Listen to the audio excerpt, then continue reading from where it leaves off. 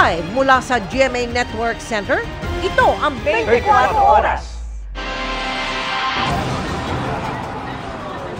Makapal at maitim na usok sa gitna ng naglalagablab na apoy ang bumalot sa isang residential area sa Recto sa Maynila. Mahigit 100 pamilya na wala ng tirahan sa sunog na yan. Ang kabuang detalye, hatid namin maya-maya lamang. Magandang gabi po, Luzon, Visayas at Mindanao. Pareho nang nahaharap ngayon sa kontrobersya ang dalawang pinakamatataas na lider ng bansa matapos ang akusasyon kaugnay sa iligal na droga laban kay Pangulong Bongbong Marcos. Si Vice President Sara Duterte naman inakusahang nagpasimula ng Oplan Tokhang nung siya'y mayor pa ng Davao City. Inilahad yan ang nagpakilalang dating miyembro ng Davao Death Squad sa pre-trial investigation ng International Criminal Court. Dawit din sa mga alegasyon ang leader ng Kingdom of Jesus Christ na si Pastor Apollo Kibuloy at ilang nakaupong senador. At yan po ang tinutukan ni Salima Refran. Panawagan ko po sa Pangulong Ferdinand Bongbong Marcos Jr. na mag-ingat po at wag po magkumpiyansa talaga sa halimaw ng Davao na si Rodrigo Roa Duterte at yan allegedly Vice President Sara Tambaloslos Duterte. Mga traidor po itong mga ito at babalayan ng dating pulis na nagpakilala ring miyembro ng orihinal na Davao Death Squad na si Arturo Las Cañas sa gitna ng mga birada ni dating Pangulong Rodrigo Duterte kay Pangulong Bongbong Marcos. Humarap si Las Cañas sa media mula sa di binanggit na lugar sa labas ng bansa kung saan natapos na ang pre-trial investigation sa kanya ng International Criminal Court Office of the Prosecutor. 186 pages daw ang kanyang affidavit at may binigay pang notebook na naglalaman ng lahat ng nalalaman niya sa mga pagpatay na iniutos umano ng dating Pangulong Duterte, maging mga alegasyon laban sa mga anak nitong sina Vice President Sara at Congressman Pulong Duterte. Tinanggap ito ng Office of the Prosecutor as exhibit. And meron akong mga graph na ginawa ko about the DDS in anti-crime task force, Kinyos Clan Task Force, and nung naging mayor, mayor si Sara Duterte. Ayon kay Las Cañas, kasunod ng mga pag-usisa ng media sa mga riding in tandem sa Davao City na pumapatay noon at walang nag-iimbestiga, nilikha ni Sara Duterte nang siya nang naging Davao City Mayor ang Oplan Tokhang. Siya nga ang pasimuno nitong Oplan Tokhang . Nung nakaupo siya as mayor noong 2012, inappoint niya si Bato de la Rosa as Chief of Police ng Davao City. Sinabi sa akin ni Bato de la Rosa na nag-craft sila ng panibago ngayong extrajudicial killing na campaign against illegal drug, in which is Tok-Tok Hangyo, meaning Tokhang, mga target personalities illegal drug, labi na mga, lalo pa mga gumagamit ng shabu at saka nagbibinta. Sabi niya, kinapan ninyo, unya ilubong ninyo ang target para ang kaso missing person lang. Tinanong si Las Cañas kung ilan sa tingin niyang napatay sa Tokhang sa Davao noon. Sa Laon Quarry lang po, sa estimation ko lang, meron pong mga more or less 3,000. Pero ang total damage o napatay sa Davao City, yung nakita at saka yung missing, more or less 10,000. Hiwalay pa raw yan sa pinapatay sa pinalawak na Tokhang kinalaunan. Separate from Metro Manila. May nag-imbestigar ba dito? Wala. Nag-imbestigar ba yan? Si Vice President Tambaloslos Sara? No.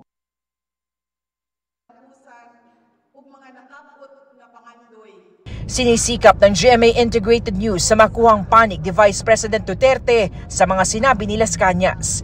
Pero nauna na siyang nagsabi na ni minsan daw ay hindi naiugnay ang kanyang pangalan sa umano'y Davao Death Squad sa mga taon na nagsilbi siyang Vice Mayor at Mayor ng Davao City. Pero nang mahalal daw siya bilang bise, bigla na lang daw nagkaroon ng testigo laban sa kanya at kasama na siya sa mga akusado sa ICC. Sabi niya, hindi niya kailangan ng death squad para sa mga bagay na kaya niyang gawin. Handa raw siyang harapin ang anumang akusasyon laban sa kanya, pero haharap lamang siya sa isang Pilipinong hukom at sa Pilipinong korte lamang. Dagdag alegasyon naman ni Las Cañas kay dating Pangulong Duterte, may hawak umano itong mga shabu laboratory sa Davao Region. Niloloko mo mga Pilipino.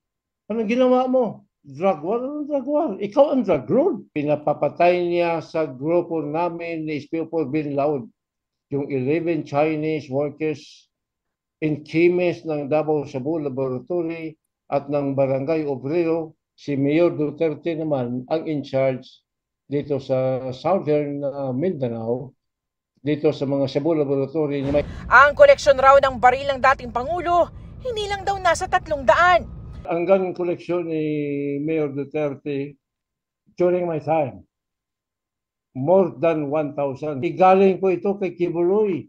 Kung magbiyahe si Kibuloy, dala yung eroplano ni Duterte sa Amerika. Nagdala yan ng mga spare parts, silencer, mga bala, ano pa yan, mga parts. Sinisikap din ng GMA Integrated News sa makuha ang panig ni dating Pangulong Duterte, pero dati na rin niyang tinatanggi ang alegasyong mayroon siyang shabu laboratory. Kaugnay naman sa alegasyong marami siyang baril. Wala akong baril sa bahay na hindi rehistrado. Collector's item man yan, it's allowed by law. How can you use it against me when the practice of giving a collector's license is allowed by law? Dinawit rin ni Las Cañas sina Senador Bato de la Rosa na Davao City Police Chief noon at Senador Bongo na longtime aide ng dating mayor at dating Pangulong Duterte. Kabilang daw sila sa mga nagbibigay ng utos sa Davao Death Squad. Para for sure na ang mga death squad, kumukuha si Bongo ng personal identification data dito kay Mr. De Guzman ng Land Transportation Office of Davao City. Ito, kompleto po sa detalye kung saan nakatira ang target, anong sasakyan ang gamit niya, at anong kulay ng sasakyan. Sige, buhay siya, pabaya mo lang yan siya, mag-alig siya na mag-alig. Nasa malinis siya, konsensya ko, sabi mo, bahala siya sa buhay. Sinusubukan pa namin kunan ng pahayag si Go, Kibuloy at iba pang mga pinangalanan ni Las Cañas. Para sa GMA Integrated News, Salima Refran, nakatutok, 24 oras. Ihiwalay ang Mindanao sa Republika ng Pilipinas. Ang isinusulong ngayon ng grupo ni dating Pangulong Rodrigo Duterte. Hinamon din niyang magpa-drug test sila ng Pangulo na ayon sa kanya ay pumasok sa rehab sa Germany nung ang bago ang 2022 presidential campaign. Nakatutok si Argil Relator ng GMA Regional TV 1 Mindanao. May hamon si dating Pangulong Rodrigo Duterte kay Pangulong Bongbong Marcos matapos ang pahayag ni House Speaker Martin Romualdez na isa publiko ng dating Pangulo ang kanyang pruweba sa akusasyong isa umanong drug addict si Marcos. Bakit ko iprueba? It is for him to sit in the Luneta Park, pakuha siya ng dugo doon, independent entity o doktor, magpakuha rin ako, sige, pati ako. Sila yan sa public office. May accusation sa iyo. Then you have to disprove it. It is not for me to prove it. Sinabi yan ni Duterte sa isang press conference sa Davao City kagabi. Tahasang tanong pa ni dating Pangulong Duterte kay Pangulong Marcos. Bakit ka pumunta ng Germany right before the campaign sa presidency? Bakit ka nagpag-rehabilitate doon? Hindi ko rin sinasabi nagpag-rehabilitate ka ng drugs. But bakit ka pumunta doon at pumasok ka ng rehab center?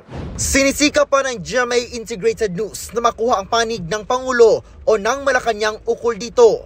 Pero nauna nang sinabi ni Pangulong Marcos na baka epekto ng paggamit ni Duterte ng painkiller na fentanyl ang mga pinagsasabi nito laban sa kanya. Sagot ni Duterte, tumigil na raw siya sa pag-inom ng fentanyl. May 8 taon na ang nakalilipas at ginamit lang niya ito batay sa reseta ng doktor nang maaksidente siya sa motorsiklo. Tatanungin kita, yung cocaine, may prescription ba yan? Saan mo kinukuha yung supply mo? Alam ko at tao dumadala dyan sa Malacanang. Body-body mo yan sila. As a matter of fact, yun yan sa cabinet mo. Yung mga body-body mo noon, sa binata pa kayo, kasama mo yan sila, kung nandito ka sa Davao, hirit kayo ng cocaine, doon sa Tadeco, yan, gusto kong palanganan, nandyan sa Malacanang yung isa, nagtatrabaho. Binanatan din ng dating Pangulo ang PIDEA matapos sinabi ng ahensya na wala sa drug watch list nila si Pangulong Marcos. Itong mga PIDEA na itong mga ugok na to, sino ba nung PIDEA magbigay ng... Ikaw ang PIDEA magbigay, sir, ito yung record mo doon sa narco. It is natural that they will refuse to give it to you. Kasama ng dating Pangulo sa press conference si dating Speaker na si Congressman Pantaleon Alvarez. Sa gitna ng kontrobersiya kaugnay sa People's Initiative, may pinagugulong naman ang kanilang grupo na plano pa raw sa secession o paghiwalay ng Mindanao sa Republika ng Pilipinas. Si Bebot ang pinapadala ko.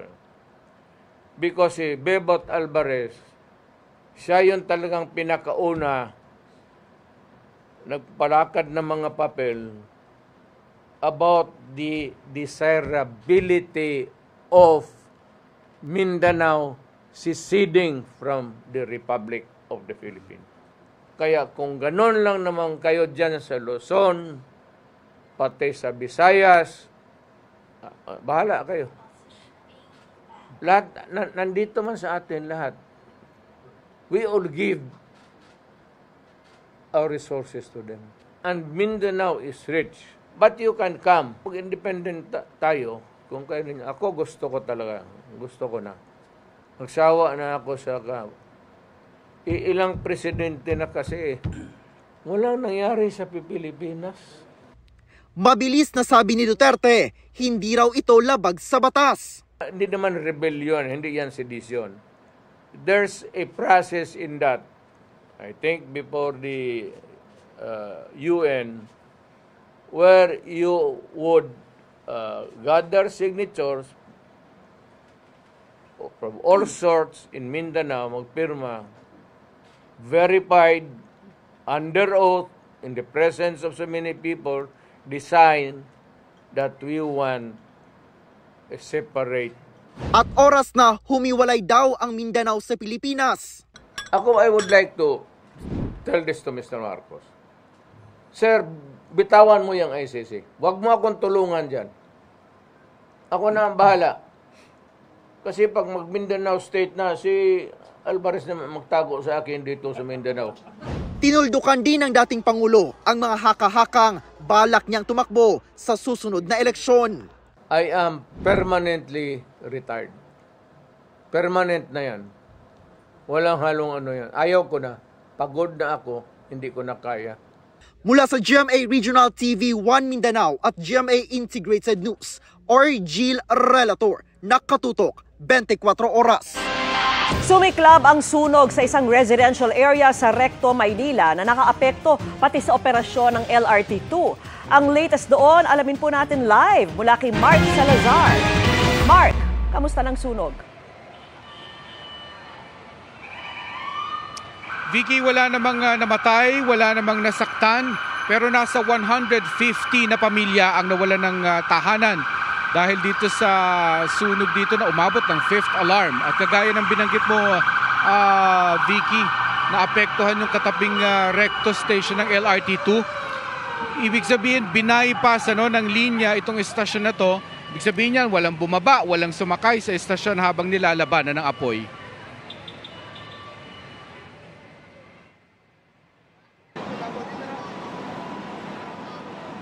Pasado alas 3, natanggap ng Bureau of Fire Protection ang tawag sa nasusunog na bahayan sa Barangay 310 sa Recto Avenue, Santa Cruz, Maynila. Sa tabi lang ito ng recto station ng LRT2. Napakabilis kumalat ng apoy, palibasay gawa sa light materials, ang mga bahay at mga establishmento. Isang oras lang lumaki na sa ika-5 alarma ang sunog. Dahil sa looban, kumakalat ang apoy, nahirapang maglatag ng hose ang mga bombero. Nakita nyo yung layo ng area, no? Nakalatag siguro, yung iba dyan naglatag yan ng 10, mahigit na 10 hoses para makaabot doon sa looban. Medyo masikip, hindi makaabot ng mga fire truck natin doon. Kaya ang ginawa, dulo-dulo, nag-relay na lang ng tubig.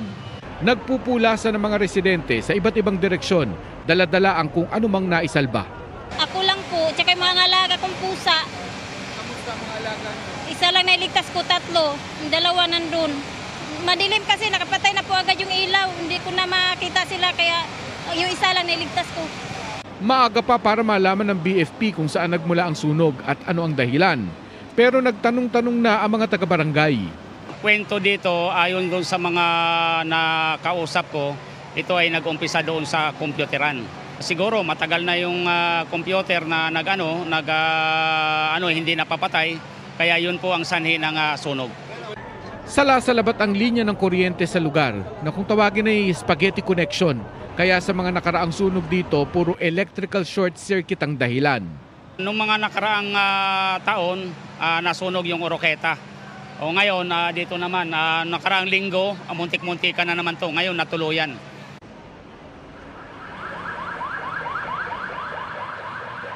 Bago mag-alas 6 ay diniklara na ring fire out ang sunog dito. Pero yung mga tren ng LRT2 ay hindi pa rin dumaraan dito sa recto station. Dahil inaayos pa yung ibaba ng linya dahil marami pang mga tao dito at may mga ilang pang bombero ang nananatili sa lugar. Live mula rito sa Maynila, Santa Cruz, Maynila. Para sa GMA Integrated News, Mark Salazar, nakatutok 24 oras. Maraming salamat sa iyo, Mark Salazar. Sa gitna ng masamang panahon, pinangangambahang natabunan ng lupa ang nawawalang magkapatid sa Davao Oriental. Dangdang pamilya rin ang apektado ng malawakang baha doon. Nakatutok doon live si John D. Esteban ng GMA Regional TV 1 Mindanao. John D?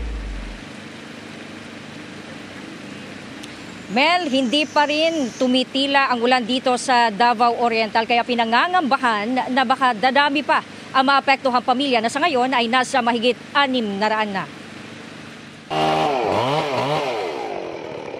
Tinamaan ang SUV ito ng punong nabuwal matapos palambutin ang lupa rito ng walang tigil na pagulan. Saon man ni Ron?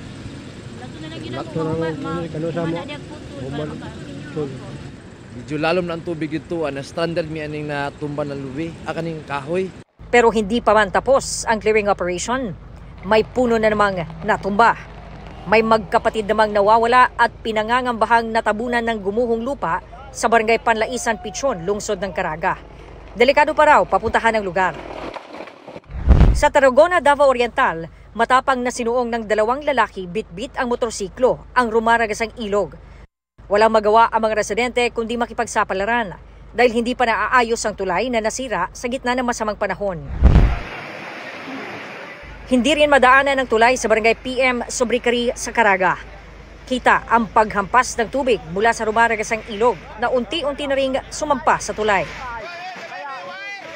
Kalaunan, gumuho ang bahagi ng tulay kaya pansamantala munang isinara. Binaharin ang kalsada sa barangay Poblasyon.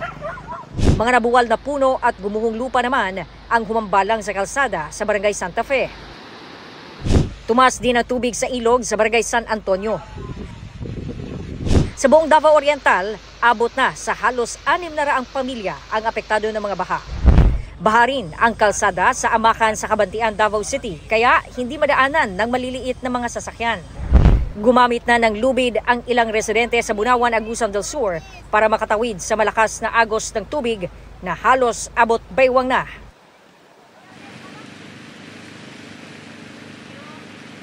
Mel, ang lahat ng LGU dito sa Davao Oriental ay nagdeklara na ng class suspension habang base naman sa initial report ng provincial government na sa 6 na bahay na ang nasira habang umakyat sa 6 yung missing. Maliban sa 2 sa Caraga, isang mangingisda sa Governor Generoso ang hinahanap pa sa ngayon at 2 ang sa sitio Bantuan, Barangay Dadong sa bayan ng Tarragona. Mel. Maraming salamat sa iyo, John D. Esteban ng GMA Regional TV 1 Mindanao. Kinapos ang gobyerno sa target nitong paglago ng ekonomiya para sa taong 2023 na mas mabagal din kumpara noong 2022. Posible pa raw yang maapektuhan ng mga issue at bangayan sa politika ayon sa NEDA. At nakatutok si Maki Pulido.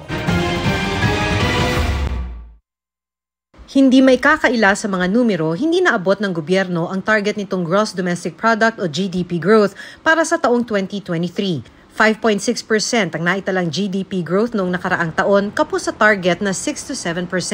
GDP ang sukatan ng kabuuang produkto at serbisyo na nalikha ng bansa.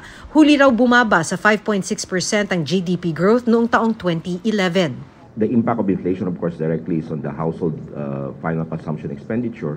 While it grew in the fourth quarter relative to the other quarters, it's a slowdown, particularly in 2022. So nakita natin na yung impact niya doon sa food expenditure. Ramdam ito ng ilang nakausap namin. Mahalang bigas, pang-ulam, rekado, pati na LPG. Hindi naman makapagtaas ng singil, kaya sa totoo lang, ang sabi ni Jing, hirap ng kumita ang kanilang karinderya. Nag-ano pa po kami ng mga pangbayad, naghahagilap na. Yun, pinagkakasya ko na lang po, bali tipid na lang. Pero nababahala ang NEDA na baka lalo pang maapektuhan ng ekonomiya sa nangyayari ngayong bangayan sa politika. Sa gitna ito ng mga kontrobersya sa isinusulong na pag-amyenda sa saligang batas, ang patutsadahan ng mga leader ng Kongreso, pati na ang sagutan ng dati at kasalukuyang Pangulo kaugnay sa isyu ng droga. Para sa Economic Manager na si NEDA Secretary Arsenio Balisacan, anumang political instability may epekto sa ekonomiya dahil aayaw ang mga namumuhunan. We hope that this will settle down soonest, and and then we can get our acts again. But I think that I am not really that worried now. We want us to ensure that that stability is maintained, because at the end of the day, it's what determines major decisions in relation to investment. Sa kabila nito, kumpiyansa ang Department of Finance na makakabawi ngayong taon ng ekonomiya. Ang GDP growth target nga ikinasa sa 6.5 to 7.5%. Para sa GMA Integrated News, Maki Pulido, nakatutok, 24 oras. Happy midweek, chikahan mga kapuso! Hindi pa man ipinapalabas, proud na si Sanya Lopez sa bigating production ng upcoming series na Pulang Araw. At excited na rin siya lalo't may isang big-time actor pa silang makakasama sa serye. Makichika tayo kay Lars Santiago. Nagsisimula pa lang ang taon, pero puno na ang kamay ni Kapuso star Sanya Lopez sa dami ng trabaho. Isa sa mga unang niyang ginawa ang paglulunsad ng sarili niyang jewelry line na ginanap sa isang mall sa Maynila.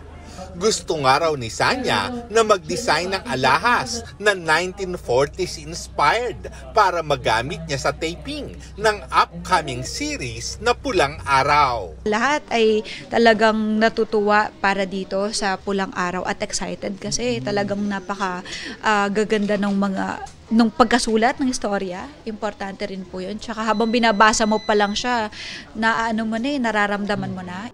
Kwento ni Sanya, kahanga-hanga kung paanong ibinabalik ng production ng itsura ng kapaligiran noong World War II. Talagang ibinabalik nila sa panahon ng 1940s yung location namin . Ang ganda, kahit kami kapag pumupunta kami, na-amaze kami. Tapos yung mga klase ng upuan, hindi pala gumagamit ng pako. So may mga ganun. Talaga, so paano nabuo yan? Ipinagmamalaki rin ng First Lady of Philippine Primetime na napakaganda ng working relationship nila ng kanyang co-stars tulad ni Alden Richards at Barbie Forteza. Kami yung tatlo ni Alden and Barbie na magkakasama na kami sa isang eksena. So, okay naman kami. Si David hindi pa namin nakakasama. Dahil may dahilan po yon, may dahilan. Bukod sa kanilang 4, may isa pa raw malaking artistang lalaki na papasok sa pulang araw, kaya excited si Sanya. Nako, abangan nila kung ano bang magaganap doon sa bagong paparating na kakampi ba o kalaban. So, abangan. Sa gitna ng kaabalahan sa taping, nakagawa rin si Sanya ng isang pelikula. Natapos na niya ang shooting ng Playtime with Sian Lim, Colin Garcia at Faye Lorenzo sa direksyon ni Mark Reyes. Kasabay nito ang paghahanda rin ni Sanya sa taping ng mega fantasy series na Sangre. Lar Santiago, updated sa Showbiz Happenings. Good news naman mga kapuso, asahang magmumura ang ilang gamot sa cancer, hypertension, diabetes at iba pa matapos tanggalan ng buwis. Nakatutok si Marisol Abduraman. Taong 2021 na ma-diagnose na may breast cancer si Judith Nieva. Malaking bukol na ang nakita, kaya kinailangan na niya mag-chemotherapy. Butit nakakuha ng libreng gamutan sa ilang pampublikong ospital. Pero di pa rin daw biro ang gasto sa iba pang gamot. O siyempre may mga ibang resita din naman na kailanganin ko. Sa mga anak lang daw umaasa si Judith dahil hindi na makapaghanap buhay sa kanyang sakit. Kaya malaking tulong daw kay Judith ang anunsyo ng Bureau of Internal Revenue na tinanggalan na ng value-added tax o VAT ang ilang gamot. Ibig sabihin, bababa ang presyo ng mga ito. Kasama dito ang gamot sa cancer, diabetes, hypertension, kidney disease, mental illness at tuberculosis. Kahit papaano, kayang bilhin eh. Imbis na doon sa tax mapunta, mapunta sa gamot eh. Si Roy Atienza, na mahigit 10 taon nang may maintenance para sa hypertension, ikinatuwa rin ang balita. Yung mga gamot na pinambibili namin, kung matatanggalan ng VAT, madadagdag sa pang-araw-araw namin panggastos. Itinuturin din itong welcome development ng Department of Health. These are drugs that are needed by people sick, so very important yung VAT exemption because that lowers the price of medicine. Mahalaga ang VAT exemption ayon sa DOH dahil napapababa nito ang presyo ng mga gamot. May mga mahihirap daw kasing tumitigil ng uminom ng gamot dahil sa taas ng presyo ng mga ito. Pagka uncontrolled, yan ang mga yun ang pinaka-modern way of controlling the non-communicable diseases. Kaya prioritize ko yung hypertension and diabetes, 2 of the most common non-communicable diseases. Umaasa ang DOH na masasubsidize din ng gobyerno ang mga gamot sa diabetes, hypertension at iba pang karamdaman. Para sa GMA Integrated News, Marisol Abduraman, nakatuto 24 oras. Ika nga, kung gusto, may paraan. Yan po ang pinatunayan ng gumugulo ngayong libreng college program kung saan ang mga classroom mismo ang lalapit sa mahihirap na komunidad. At nakatutok si Bernadette Reyes.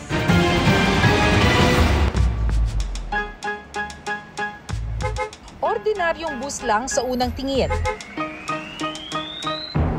Pero sa loob, may mga mesa, upuan, whiteboard at TV. Welcome to our rolling classroom for today. Humigit kumulang 40 mga learners ang maaaring sabay-sabay na matuto sa converted classroom na ito. Bukod sa maaliwalas, komportable rin ang classroom na ito. Ito ang Education on Wheels, programa ng Polytechnic University of the Philippines na layong tulungan ng mga kapuspalad na makagraduate sa kolehiyo. Sa ngayon, isa pa lang ang Education on Wheels na umiikot sa iba't ibang komunidad. Since ang ating university ay free education na, kaya inilapit namin yung libreng edukasyon doon sa mga kabataan na hindi makapasok sa universidad. Nakatutulong rin ito para magkaroon ng face-to-face interaction ng mga mag-aaral nang hindi nila kailangan lumayo. Instant yung communication, unlike online, there are connectivity issues minsan. Isa ang 50 taong gulang na si Lilian Rimando sa mga learner ng Education on Wheels program. Dahil maagang nag-asawa, hindi raw niya nagawang makatungtong ng kolehiyo. Ngayon lang ako nagkaroon ng time kasi natapatapos ko na rin yung mga anak ko. Sa ngayon po, yung sarili ko naman po ang binibigyan ko ng oras. Para naman makaano ko ng knowledge, maranasan ko rin magkaroon ng educational attainment. Si Eliza naman, walang regular na trabaho ang mga magulang kaya sinamantala ang pagkakataong makapag-aral ng libre. Mabigat po talaga yung pamasahe kasi tumaas po yung pamasahe po. Pag po nakatapos po ako dito, mabigyan ko po sila ng hindi ko po naranasan na bahay, yung ganun po, yung mga kailangan po nila pag tumanda sila. Layon pa raw palawigin ang programa para mas marami pang matulungan. Siguro kung merong mga non-governmental organizations willing to partner with us, no? Pwede nilang i-shoulder yung ilang mga expenses na i-cover nung operation namin. So madali nating matutulungan yung mga kabataang estudyante na hindi makapag-aral. Para sa GMA Integrated News, Bernadette Reyes, Nakatutok, 24 Oras. Sumentro sa pagpapalakas ng ugnayan sa Vietnam ang naging state visit doon ni Pangulong Bongbong Marcos. Ibinahagi yan ng Pangulo sa kanyang pagbabalik bansa. Kabilang daw sa tinalakay niya kasama ang presidente ng Vietnam ang tungkol sa defense, maritime at trade and investment. Nagkaroon din daw sila ng palitan ng mga kasunduan sa sektor ng agrikultura at maritime cooperation. Sa magkaiwalay na pulong kasama ang Prime Minister at National Assembly Chairman ng Vietnam, pinag-usapan naman ang pagpapalakas ng bilateral relations. Nagpayag din daw ng interes sa mga business leaders sa Vietnam na palawigin ang pagnenegosyo sa Pilipinas. Kinamusta rin ng Pangulo ang Filipino community sa Vietnam.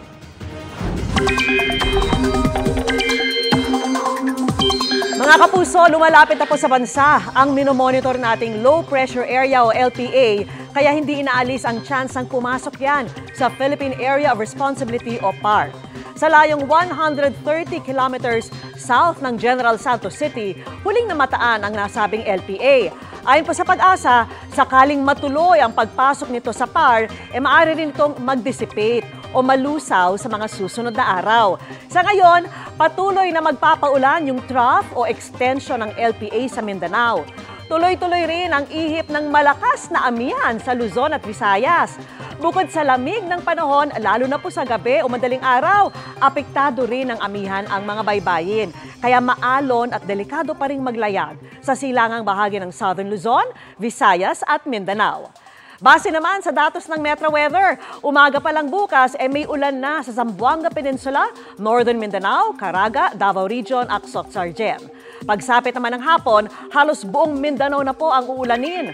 Matitinding ulan ang mararanasan sa maraming lugar, kaya maging alerto sa posibleng pagbaha o landslide. May pag-ulan din sa ilang bahagi ng Visayas, lalo na po sa hapon, gaya ng Negros Provinces, Cebu, Bohol, Leyte at Samar Provinces. Maaliwalas naman ang panahon sa halos buong Luzon, maliban lang sa mga kalat-kalat na ulan sa Aurora, Quezon, Camarines Norte at Mindoro Provinces. Sa Metro Manila, mababa po ang tsansa ng ulan bukas, pero magdala na rin ng payong sakaling may biglaang mahihinang ulan. Kahit ilang mambabatas mula po sa Mindanao, tutol na bumukod ang Mindanao sa Republika ng Pilipinas gaya ng pinalutang ni dating Pangulong Rodrigo Duterte. Dagdag naman ang isang dating maestrado, walang probisyon sa konstitusyon para payagan ng ganyan. Nakatutok sina Tina Panganiban Perez at Chino Gaston. Marami nang nagsulong ng paghiwalay ng Mindanao sa Pilipinas. Kabilang ang konvensyon na ito noong April 25, 1986 na dinaluhan ng 500 political, civic at professional leaders sa Cagayan de Oro, kung saan pinag-usapan ang magiging konstitusyon ng panukalang Mindanao Federal Republic. Bukod pa dyan ang rebelyon ng Moro National Liberation Front na nagsimula noong 1968 at nagtapos sa peace agreement noong 1996. At ang rebelyon ng humiwalay na grupong Moro Islamic Liberation Front na nagsimula 1977 at nagtapos din sa peace agreement noong 2014. Nauwian sa pagtatag ng Bangsamoro Autonomous Region in Muslim Mindanao imbes ng orihinal na isinusulong na hiwalay na estado. Kagabi si dating Pangulong Rodrigo Duterte naman ang nagpalutang ng usapin sa gitna ng kontrobersya kaugnay ng People's Initiative. Pero idiniin ni dating Supreme Court Senior Associate Justice Antonio Carpio na labag ito sa konstitusyon. Walang probisyon sa saligang batas na pumapayag na ibukod ang isang bahagi ng bansa mula sa national territory. This is just a slogan. There's nothing to say. Wala. That's against the Constitution. That's threatening the integrity of the national territory. Yabang lang yan. They have been threatening to see it ever since. Matagal na ito, 20 years ago pa yan. But nobody will join them. This is just foolishness. Kabilang sa ikinatuwiran noon ng ilang nagsulong ng secession ay ang kakayahan daw ng Mindanao na mabuhay kahit walang suporta ng national government. Noong 2022, 17% ng kabuuang kita mula sa produkto at serbisyo sa bansa o GDP ay galing sa Mindanao. Kung supply ng bigas naman, mahigit 23% ng mga palay ay ambag ng Mindanao. Mahigit 80% naman ng inaaning pinya, kape at saging sa Pilipinas ang galing sa Mindanao, habang lampas kalahati ng coconut at corn production ay galing din doon. Abot naman sa 15 billion pesos ang halaga ng gold production mula sa Mindanao na pinagkukuhanan din ng nickel at iba pang minerals.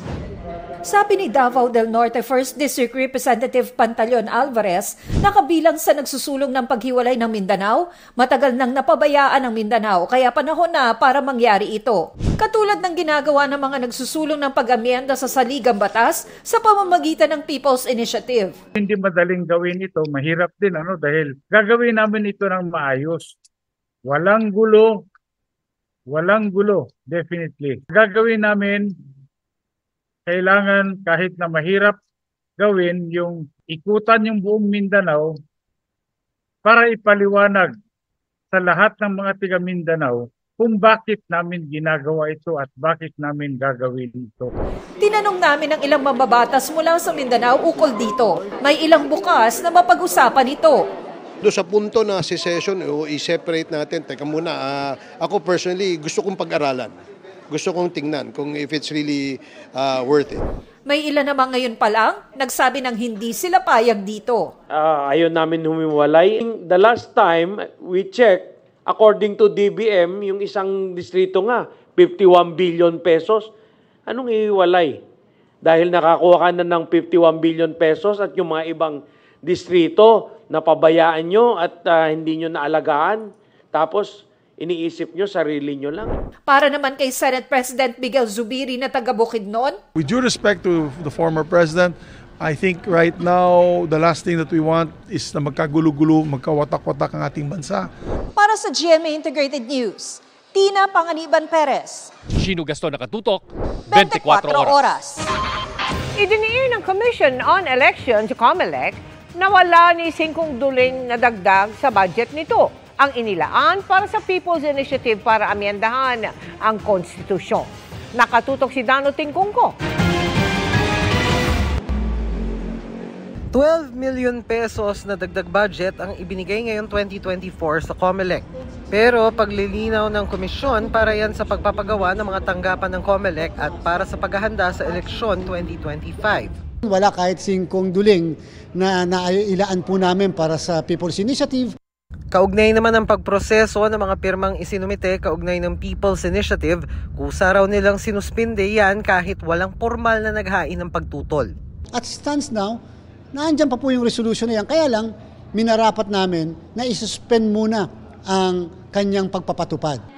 Hindi raw illegal ang ginawa nilang pagtanggap at hindi rin illegal kung manatili yan sa opisina at hindi itapon tulad ng itinutulak ni Senator Amy Marcos. Meron po kaming liability tungkol sa mga tinatanggap namin mga dokumento. Kung gugustuhin ng mga nag-submit na yan, nakuhanin ang mga dokumentong ito, buong puso po namin ibibigay yan kasi nga po napakahirap naman sa pag-iingat pa namin yan. Kaya lang, kung hindi naman po kukuhanin, hindi po yan ipoproseso pero naandyan lang po sa opisina ng COMELEC.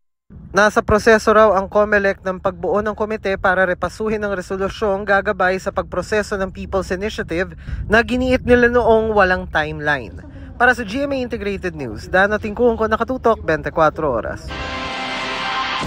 Ipinasa sa Senado ang resolusyong nag-ootorisa kay Senate President Juan Miguel Zubiri na maghain ng petisyon kontra sa gumugulong na People's Initiative. Nakasaad sa resolusyon na binibigyan ng pahintulot si Zubiri na kwestiyonin ang legalidad, visa at mga irregularidad sa pangangalap ng pirma para baguhin ang konstitusyon. Binigyan din ng resolusyon ng kapangyarihan si Zubiri na maghain ng kaukulang aksyon sa nararapat na korte kaugnay nito.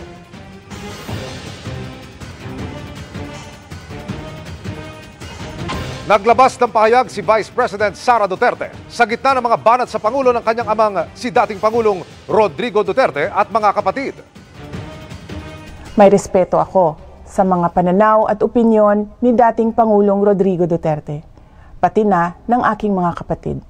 Ngunit katulad ng posisyon ko sa maraming mga issue, hindi kailangan na sumasang-ayon ako sa lahat ng mga ito. Kabilang sa mga banat ng kanyang ama ang alegasyong pagdodroga na ayon kay Pangulong Bongbong Marcos ay hindi niya papatulan. Itinanggi na rin ng Philippine Drug Enforcement Agency ang alegasyon ng dating Pangulo na nasa drug watch list nito, si Pangulong Marcos. Nanawagan naman si Davao City Mayor Baste Duterte na mag-resign ng Pangulo pero nagsorry na raw ito sa ginawa ayon kay Senadora Amy Marcos. Samantala nagpasalamat ang Vice Presidente sa patuloy umanong tiwala sa kanya ni Pangulong Marcos. Nauna nang sinabi ni Marcos na wala siyang balak palitan ng vice bilang Education Secretary. Grateful si Jeneline Mercado dahil nakikita raw ng fans ang hirap na pinagdadaanan nila para sa GMA Prime series na Love, Die, Repeat. At sa tindi nga ng eksena, gusto raw magbanlaw ng magaang proyekto. Ang kanyang dream na makakolab, ichichika ni Nelson Canlas.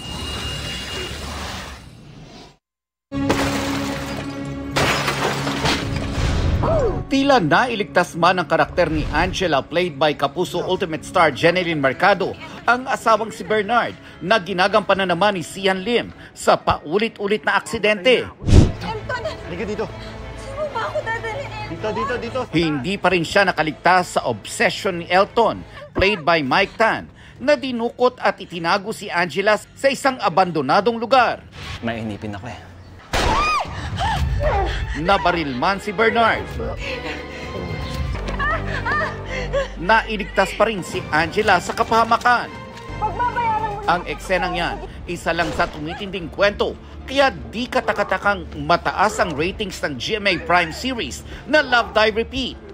At si Jen, thankful dahil sa nakikita raw ng Kapuso viewers kung gaano kahirap ang paggawa ng serye. Masaya syempre na ang sipag na mag-hashtag ng mga taong sumusuporta at nanonood ng Love, Die, Repeat. At happy ako na gabi-gabi rin talagang sinusubaybayan nila. Thankful din ako dahil syempre hindi naman biro din yung mga katapat namin. Kaya papasalamat ako sa gabi-gabi talagang nanonood. Aminado si Jen na ang role ni Angela ang isa sa pinaka-challenging sa kanyang ginawa. Kaya nang sumalang siya sa GMA Integrated News interviews, ibinahagi niya ang good news sa fans. Gagawa siya ng rom-com film na tila pang banlaw daw sa bigat ng Love, Die, Repeat. Na-miss ko siya kasi from this project na mabigat at challenging, gusto ko namang kahit pa paanong mag-enjoy, mag-relax. Sa ngayon, ang dream collab daw ni Jen, sana si Dennis makatrabaho ko sa isang pelikula. Pero habang wala pa yan, tutok daw muna silang dalawa sa kanilang pamilya na ang favorite bonding. Ano talaga kami, manood kami, yung uupo, tas magkakain, tas manunod lang kami ng movie or ng series, tas after, magbe-break lang kami sandali, maglalaro kami, kasama si Dylan. Medyo malikot na talaga siya. Hindi na siya naglalakad. Lagi siyang nagtumatakbo, umaakyat, ganon. Ganon na yung mga laro niya ngayon. So, medyo kailangan extra ingat at extra tutok kami, extra alaga. Di lang hands-on, disciplinarian din si Jen sa mga anak. Sa pamilya, di ba, merong bad cop, may good cop. Pero, importante kasi yun kasi yun yung magiging foundation, yung kung paano mo sila mapapalaki, madidisiplina ng maayos habang lumalaki. At ang tanong, kung papayagan niyang pumasok sa showbiz ang cute at bibong bunso? Sa akin, syempre bilang isang magulang, parang kung iisipin ko yung hirap ng showbiz, parang ayoko, 'di ba? Pero kung sakaling mapagdesisyonan niya pagdating ng tamang araw, na yun yung gusto niya talagang gawin, andito ako para sumuporta. Nelson Canlas, updated sa Showbiz Happenings. And that's my chika this Wednesday night. Ako po si Iya Arellano. Miss Mel, Miss Vicky, Emil. Salamat, Iya. Thank you. At yan ang mga balita ngayong Miyerkules. Ako po si Mel Tiangco. Ako naman po si Vicky Morales para sa mas malaking misyon. Para sa mas malawak na paglilingkod sa bayan. Ako po si Emil Sumang. Mula sa GMA Integrated News, ang News Authority ng Pilipino. Nakatuto kami 24 oras.